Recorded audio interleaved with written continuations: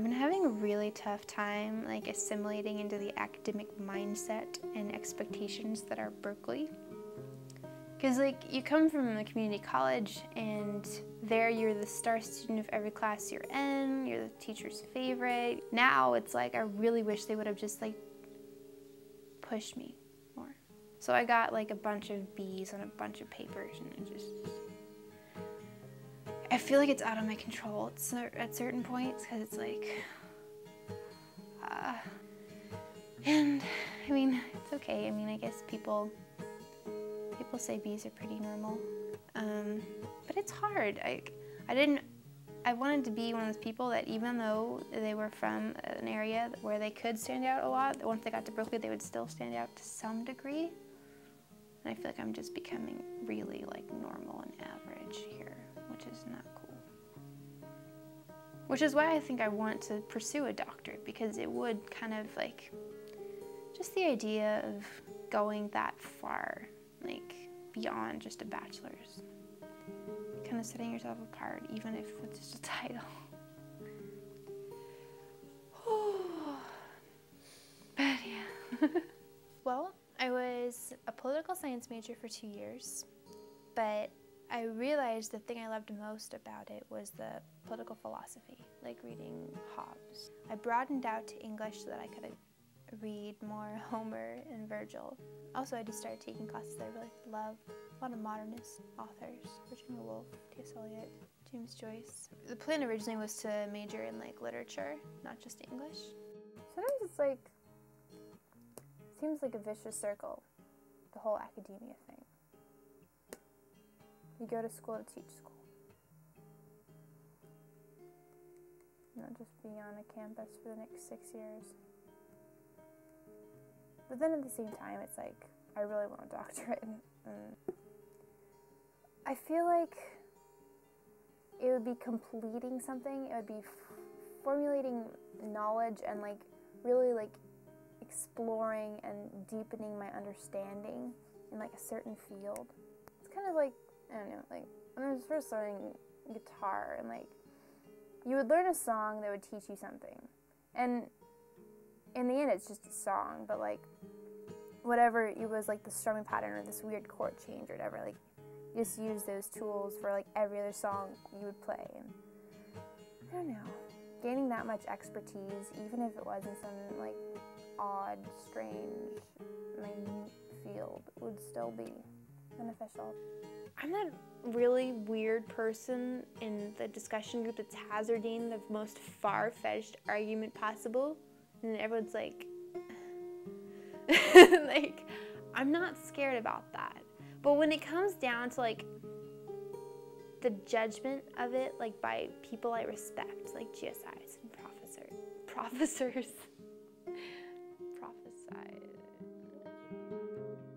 At the beginning of like a paper, I'm really confident, I'm liking what I'm coming up with, blah, blah, but then like when I get it back and I don't like that I don't like the idea that I might be deceiving myself or like not able to read myself or like not able to like adequately criticize what I'm doing and like, you know, so I think it's like the idea of a lack of self-knowledge or awareness that really scares me. Sometimes I just think that I have things in my life, stresses and tensions that build up, and like all this pressure building inside of me, and I just take it out on papers and like school stuff. It's just a way to relieve tension. That it seems so real at the time. When I'm like freaking out, it seems very school-centric and Hayley's a failure-centric. But in retrospect, I think it's just a way to relieve tension.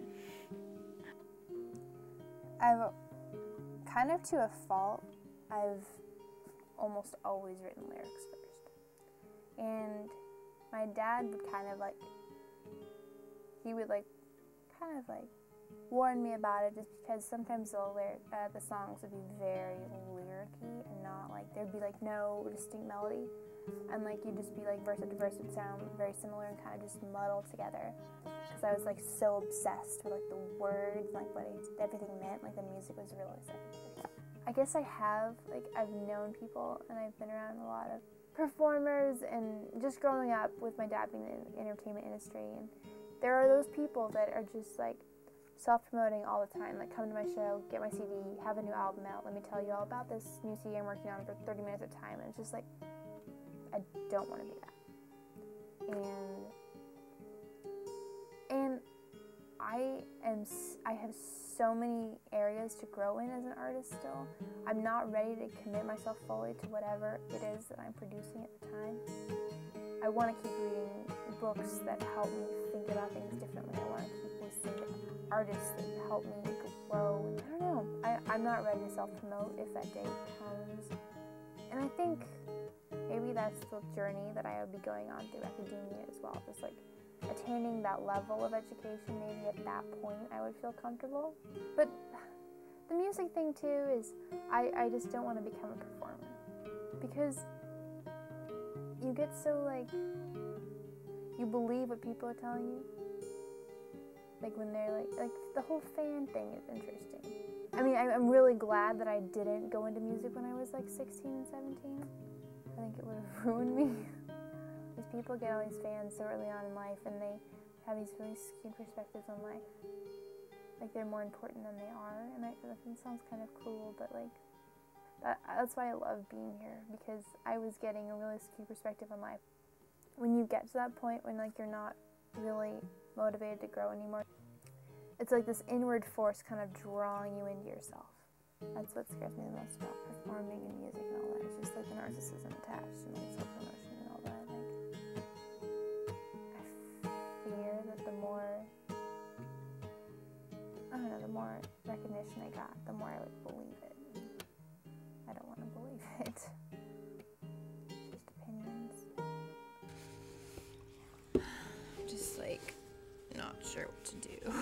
If you had to choose right now, at this moment, like no going back, what would you do? What is your heart telling you to do? I would.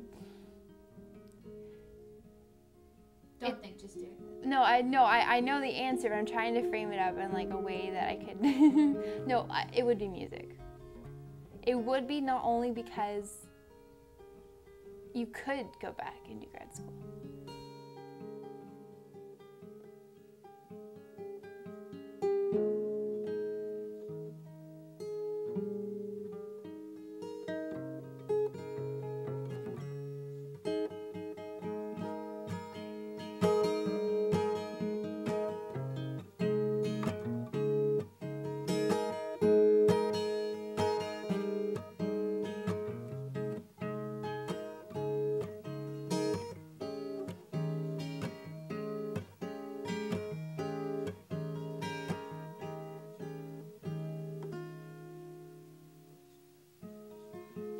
$50 for a heartbreak, a stick of gum for a pat on the back.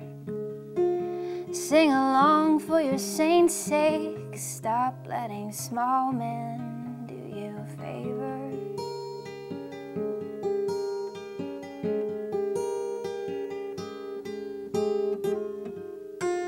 When I came to, I was fresh and my heart's records were clean. I washed my face that morning with tear ducts, and I am ready